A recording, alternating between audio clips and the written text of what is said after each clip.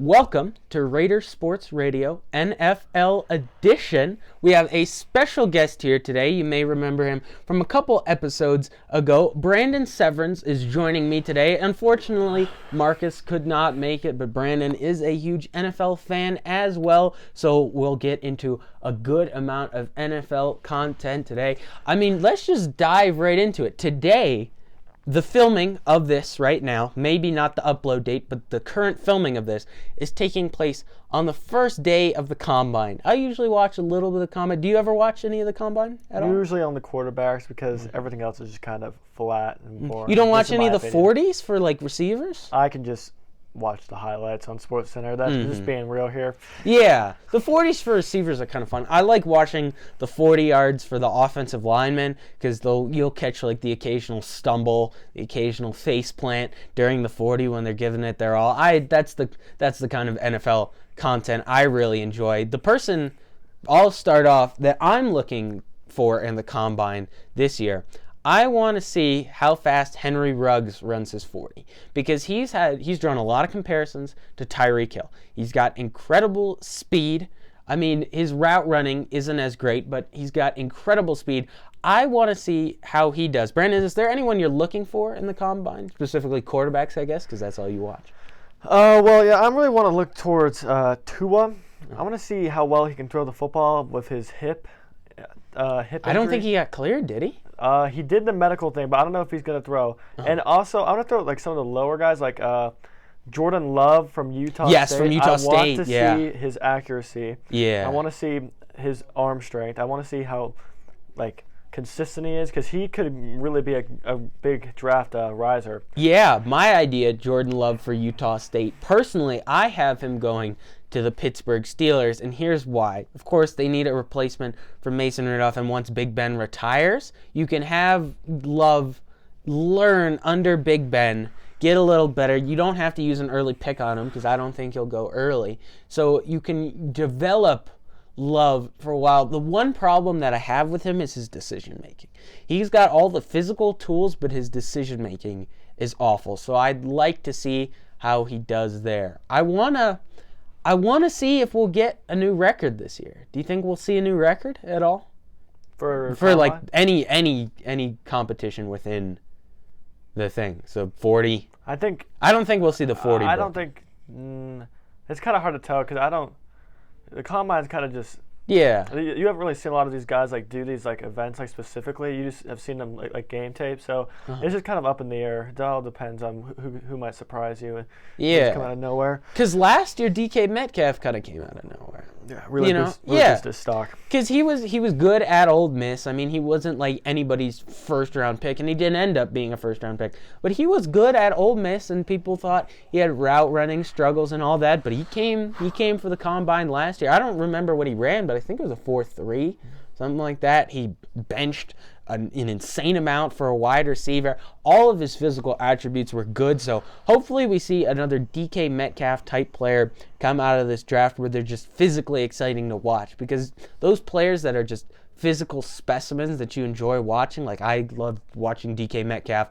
I love watching Derrick Henry, players like those, that's what I'm really looking out for in the Combine. Other news from the Combine: hand size was measured. There's always this line that some people think of, the 9-inch hand line. If you have 9 inches from thumb to pinky, you're considered to be, I guess, able to grip the ball. Joe Burrow came right in at 9. QB prospect Jake Fromm, though, came in at 8.5. Brandon, you're a quarterback yourself. Do you see that influencing their play at all in the NFL?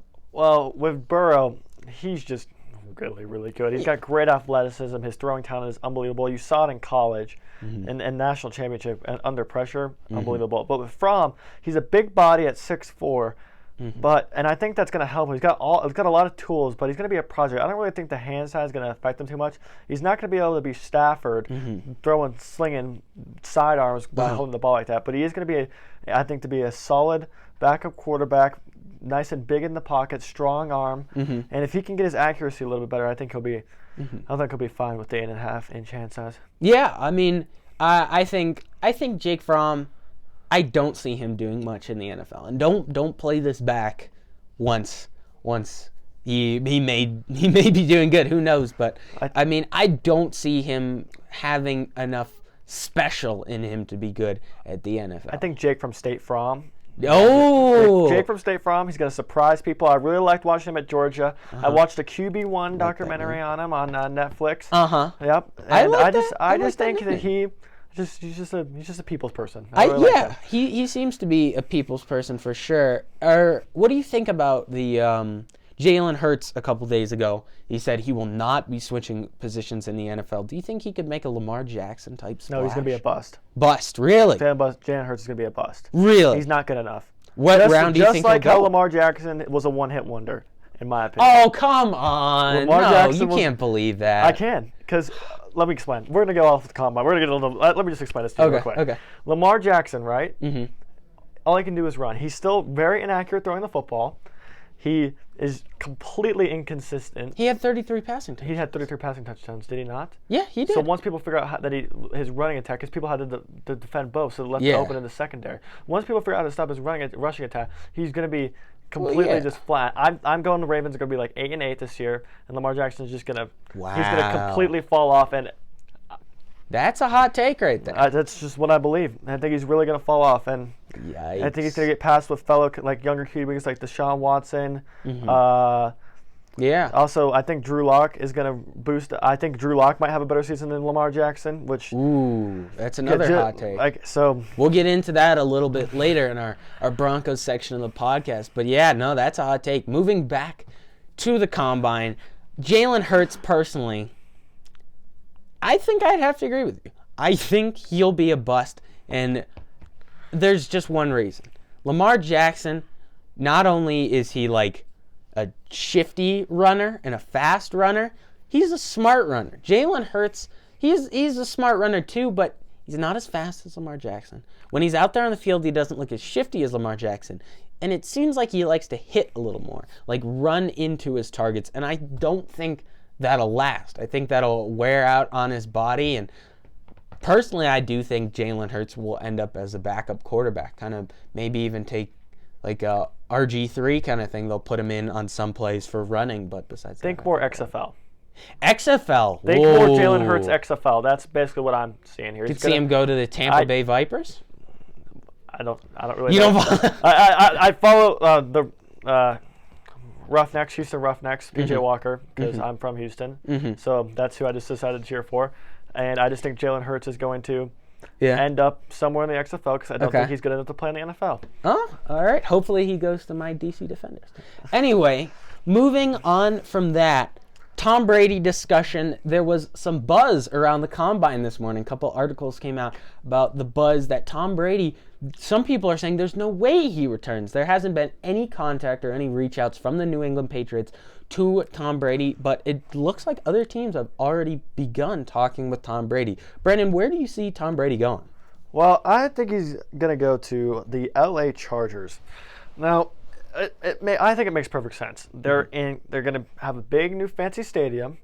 Their fan base, they didn't really have a lot of fans in LA originally. Bringing a person like Tom Brady is going to sell jerseys. It's going to help boost their fan base back up, trying to create one. And just couple that with the fact that they're going into a new stadium. He's going to sell tickets, he's going to sell jerseys, and it's going to make the Chargers actually have fans. I like that idea.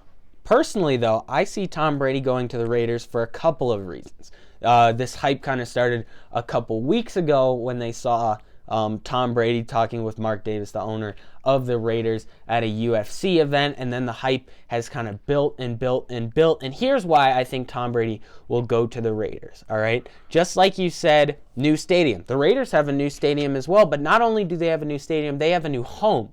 I don't think Vegas has fully accepted the Raiders. I think it's a good match, but I think Vegas has to become a football town to accept the Raiders. And how do you draw in fans and bring tickets, like you said? Tom Brady.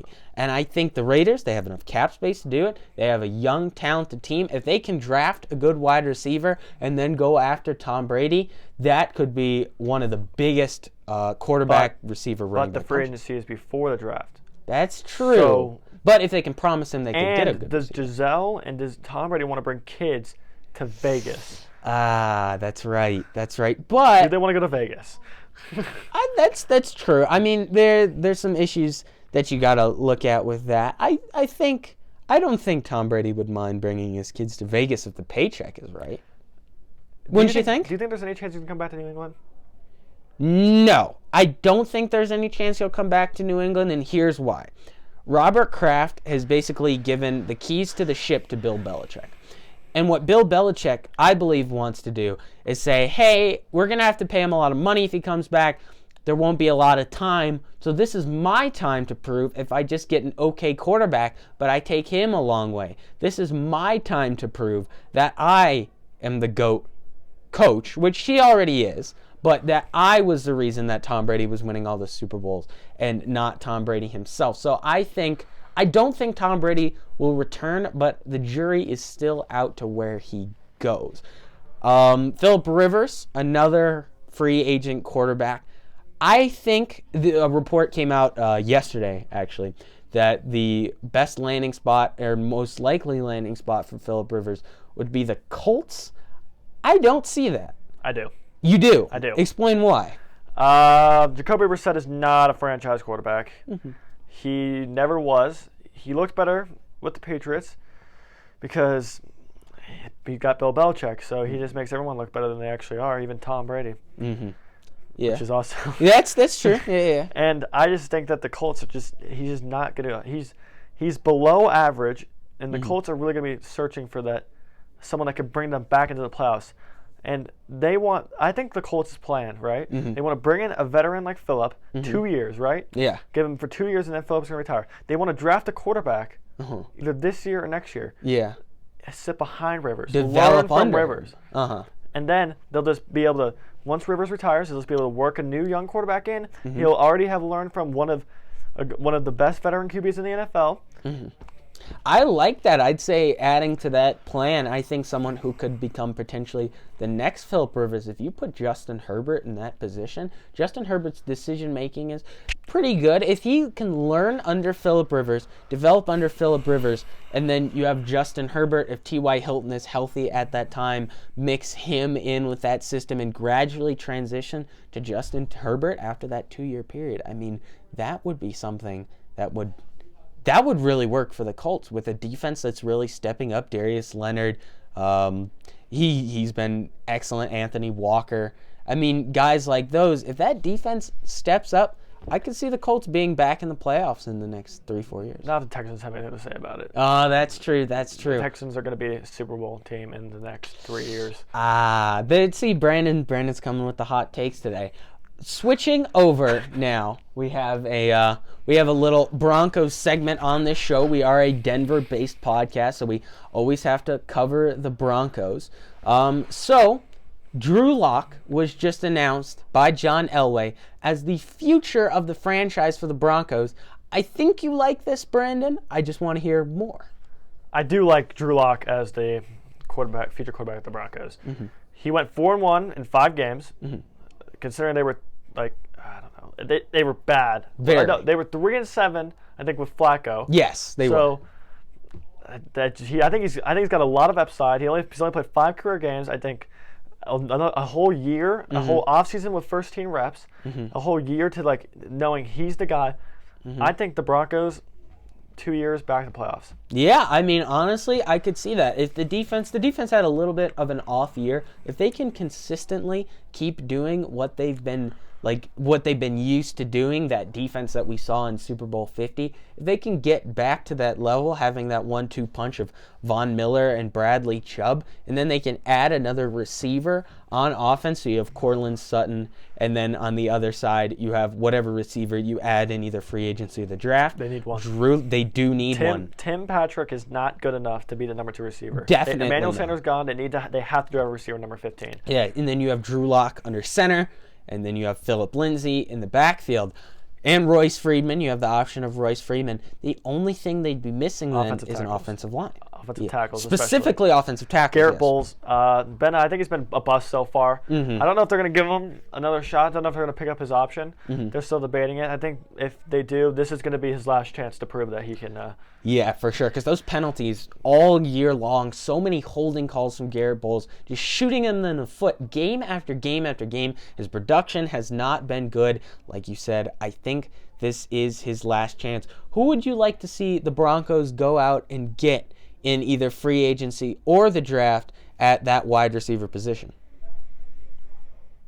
Anyone in mind? I think they should just take best available receiver at 15. Uh-huh. I don't think they should go. I don't think there's any really good, like, besides, they shouldn't go for someone like A.J. Green. Yeah. Because A.J. Green's 32. I think they need to get younger. Uh-huh. And I believe that they should focus their free agency on re-signing players and not on re-signing players, and they should focus their, like, for needs like tackle and receiver in the draft. Yeah. So I think, like, they have to worry about Chris Harris, who has the possibility of going to, like, the Texans or the Chiefs. Yeah. I know they've been really pushing hard to get him, and the Yeah. Broncos are kind of just been sitting back, so they kind of need to focus on that. They need to worry about Justin Jefferson, their free safety. They're probably going to franchise tag him. Derek Wolf's a free agent. Shelby Harris is a free agent. They need their defense. They need to retain their core, or else they're gonna fall off, and they're gonna have to build again, which they don't really want to do. Yeah, I'd say also what they'd need to do is build a little on the pass rush in the draft. So maybe a late rush, like a late round pass rusher, because you do have Wolf. Derek Wolf, he's good, but he's not. They have Vaughn and Bradley Chubb. They have Vaughn and Bradley Chubb on those outsides, but if they add another one, what offensive line is really stopping that? So if they add another pass rusher to that defense, like we saw the Raiders do last year in the draft when they found that diamond in the rough, Max Crosby. If you can do the same thing and add a pass rusher, I think that will really improve that Broncos team to becoming an elite contender. Do you think that would work? No, I don't think they need a pass rusher. Really? At all. Really? They have enough. I think they need to reassure the secondary in free agency. The draft, they need to shore up the offensive line and the receiver position, as well as their linebacking core. Yeah. Not the outsides, but the middle linebacker. And I also in free agency, they need to go after Byron Jones. I think they need less Chris Carter, and they need to get younger with Byron Jones. They're going to be asking for around the same much, and I think that I think Byron Jones is a little bit worse than Chris Harris, so I think it would be worth the younger player for the same price. And Yeah. I would agree with that. Well, with that, I think that's going to do it for us this week. Thank you for tuning in. For myself, Hudson Ridley, alongside Brandon Sevrens, thank you so much for tuning in.